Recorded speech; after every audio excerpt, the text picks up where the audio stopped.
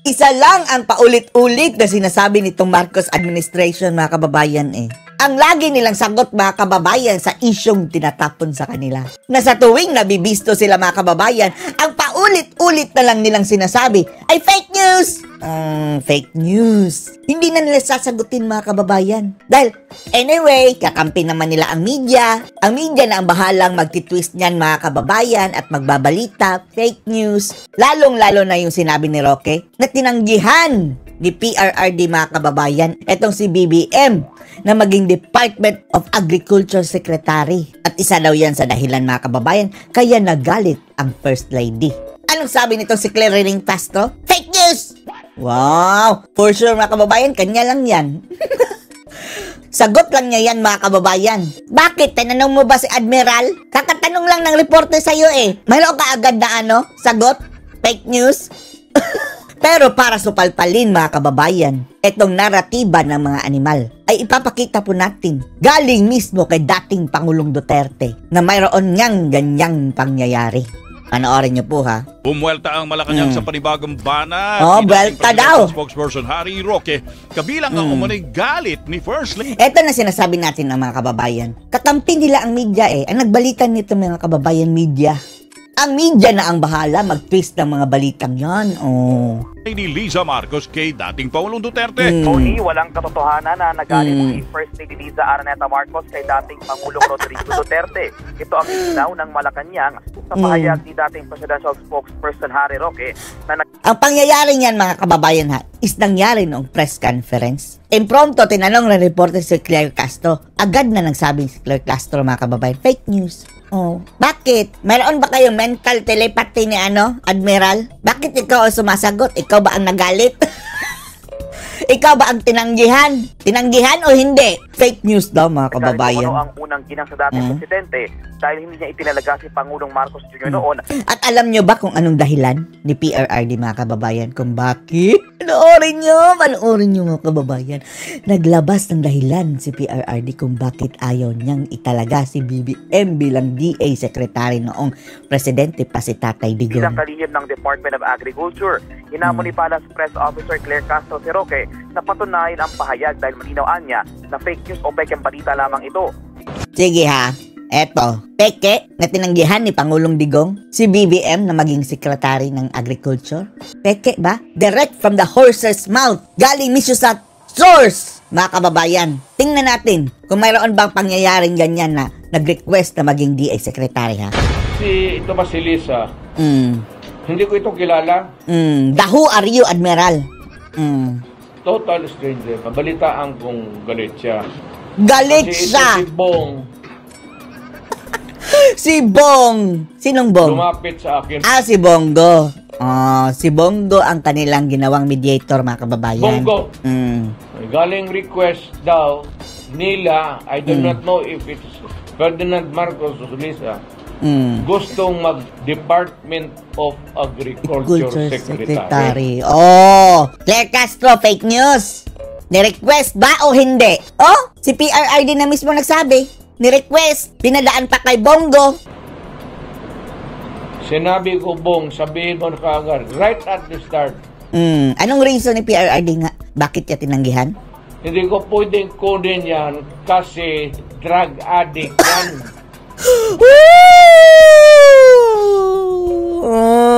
Grabe. Alam na alam ni Tatay Digong, mga kababayan. Matagal naman yung sinasabi ni Tatay Digong Presidente siya, mga kababayan. Alam niya yan. At doon sa mga nagsasabi, bakit hindi mo pinahuli? Para naman kasuhan nyo ng crimes against humanity. Magkaiba po ang drug pusher sa drug addict, mga kababayan. Yung drug pusher kapag nabisto, hinuhuli. Yung mga addict, mga kababayan, wala pong kulong dyan. Minsan nire-rehab nga, mga kababayan At mahirap po yung dapat caught in the act mo. Nahawak mo talaga ang droga. Iba si Tatay Digong Nagagalit lang siya doon sa nagbebenta. Ang sabi ni Tatay Digong, drug addict user.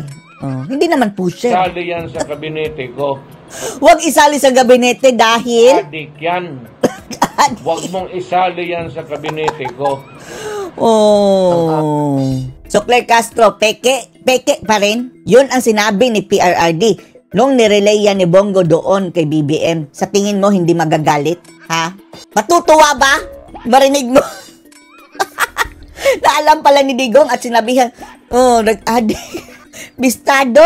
Oh, so yan mga kababayan, tingnan nyo kung paano maglaro itong PCO ngayon, Presidential Communication / Miscommunications Office. Kasabwat nila ang media, mga kababayan na mainstream. Amin lang naman sana, sinabi ko naman sa inyo, yun o, si Lisa, ikaw, pati si Romualdez.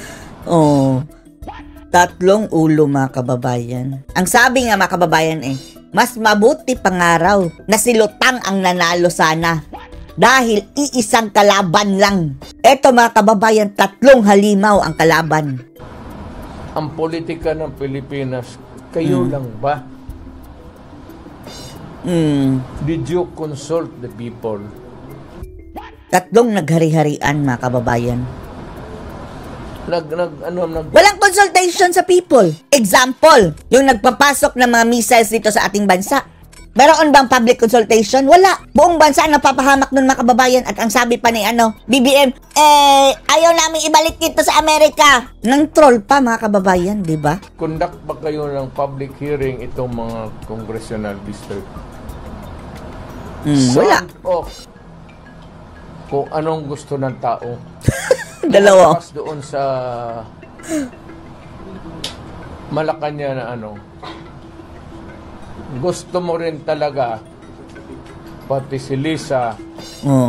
Kung bakit ba kasi mga kababayan, nakikialam itong si Lisa.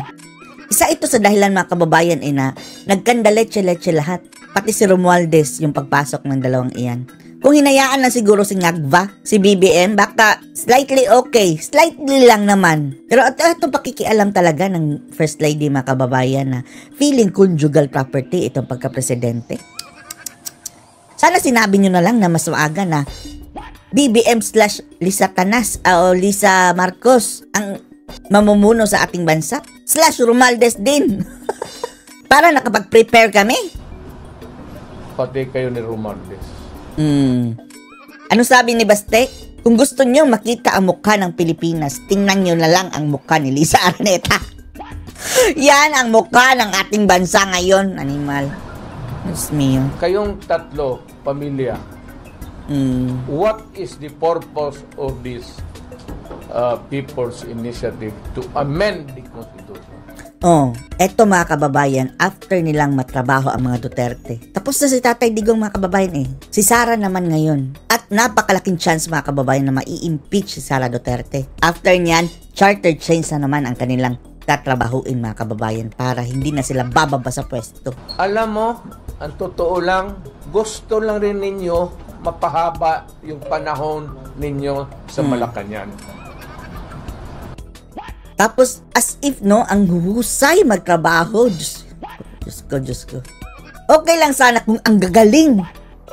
Pero ganyan ang mga ugali, ganyan ang mga abilidad. May balak kayong manatili dyan habang buhay. Diyos ko, anong mangyayari sa Pilipinas niyan? Just what I said yesterday, itong mahirap sa politikon mga Pilipino, once they are elected, karamihan, except for a few, siguro wala, ang isipin, pag nakaupo na, kung papaano gagawin na para sila tumagal sa pwesto.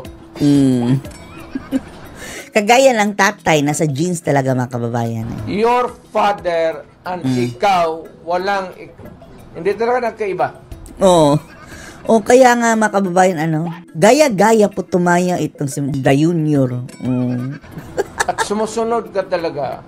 And I said, mas worst pa ngayon mga kababayan dahil 3 sila. If you continue, if you do not stop this nonsense, you will go out of Malacanang the way exactly